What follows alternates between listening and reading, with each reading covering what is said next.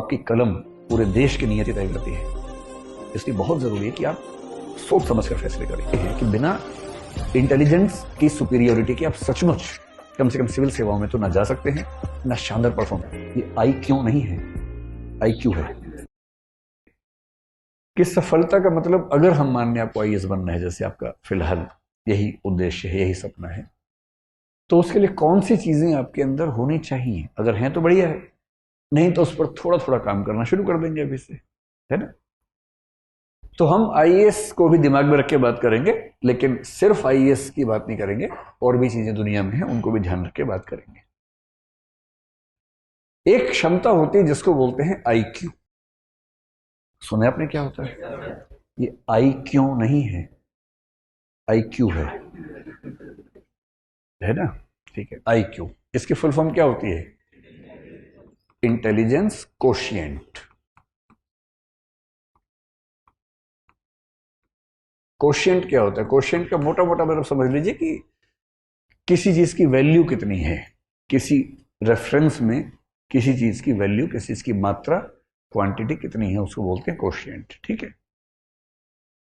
IQ का सरल भाषा मतलब है कि आप कितने तार्किक व्यक्ति हैं, आप कितने बौद्धिक व्यक्ति हैं, आपकी जो तार्किकता है, रैशनैलिटी है, आपकी जो रीजनिंग की कैपेसिटी है, लॉजिक की कैपेसिटी है, लॉजिक, रीजनिंग, ये सब शब्द लगभग मिलते जुलते हैं।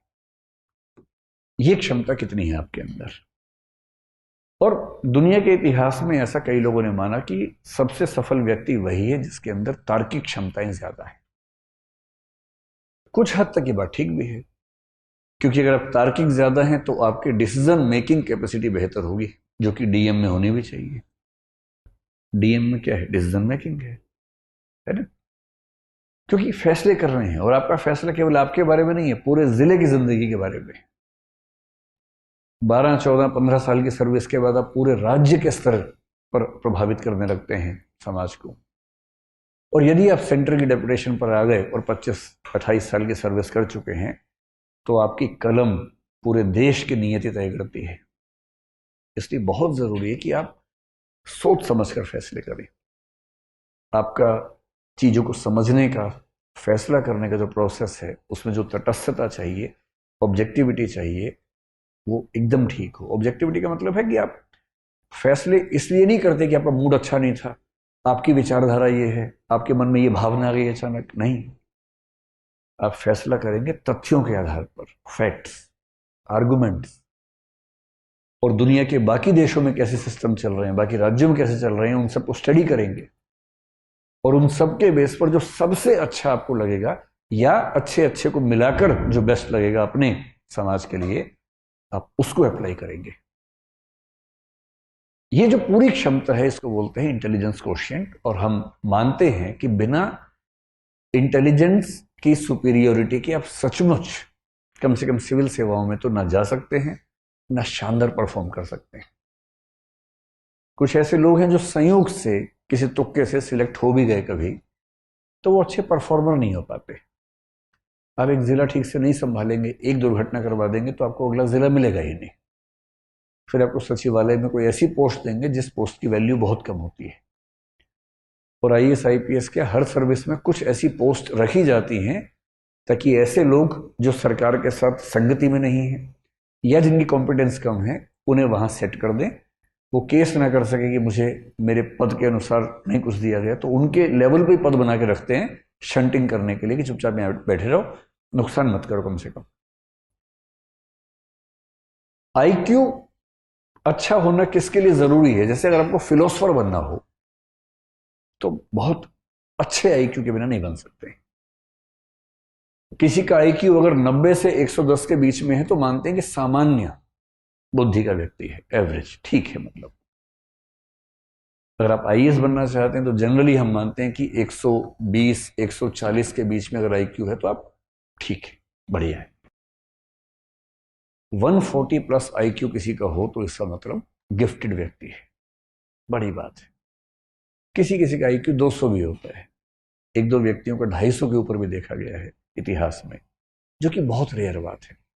ये वही व्यक्ति हैं जो 5 साल की उम्र में 12वीं क्लास पास कर ली, 8वीं क्लास में किसी यूनिवर्सिटी में पीएचडी कर रहे हैं, मतलब 8 साल की उम्र में, 9 साल की उम्र में। कभी सुना आपने ऐसा?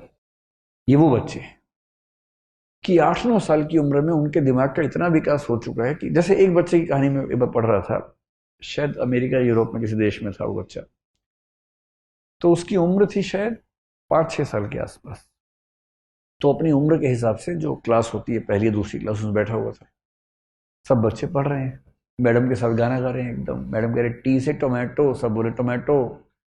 ये सो रहा है आराम से। तो टीचर ने उसको बड़ा समझाया, पुचकारा, धमकाया कि भाई क्लास में पार्टिसिपेट करो। ये करता ही नहीं था। हालत ये हो गई कि स्कूल ने कहा कि भाई ये चल नहीं पाएगा। ये तो एडिसन के साथ भी ऐसा ही हुआ था। और बाद में जब टेस्ट किया उस बच्चे का आईक्यू आईक्यू निकला 200 के आसपास। और तब पता लगा कि उस बच्चे का मेंटल लेवल 10वीं क्लास का हो चुका था। बिठाया था पहली क्लास में। अब बता रहे टी टोमेटो, उसका दिमाग जोमेटो भी सीख चुका है। जैसे उसको 10वीं क्लास में भेजा, मतलब वो 1 साल का क्लास जो है वो 1 महीने में आराम से कर लेता था।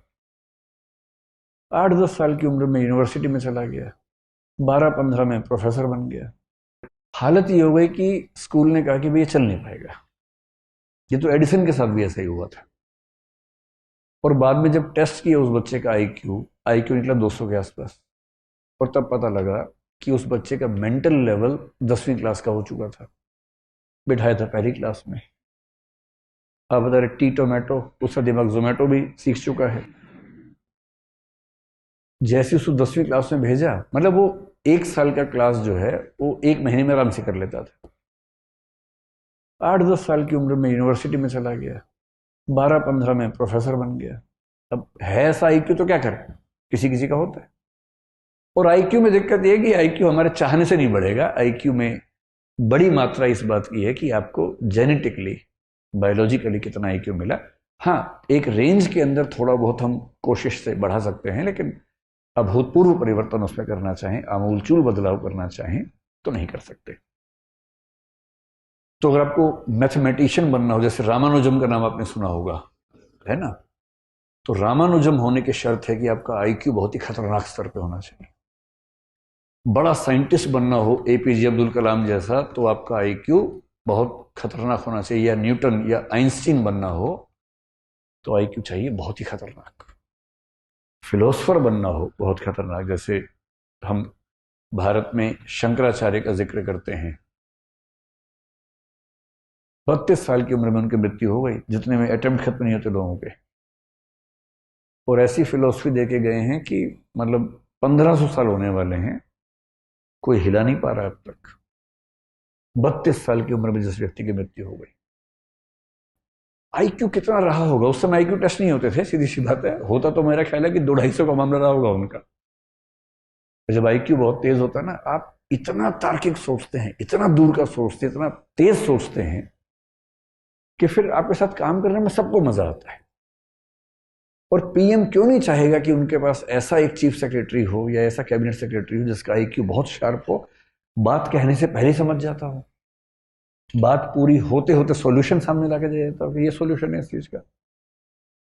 पीएम कह रहे हैं कि मैं 4 फैक्टर सोच पा रहा हूँ, वो कह रहे नहीं सर 18 फैक्टर्स हैं, ये 18 फैक्टर्स हैं, इनके बीच में ये मैट्रिक्स है, ये सॉल्यूशन बेस्ट है। और पीएम गदगद है कि वाह यार क्या आदमी है। तो एक चीज सफलता में आईक्यू है।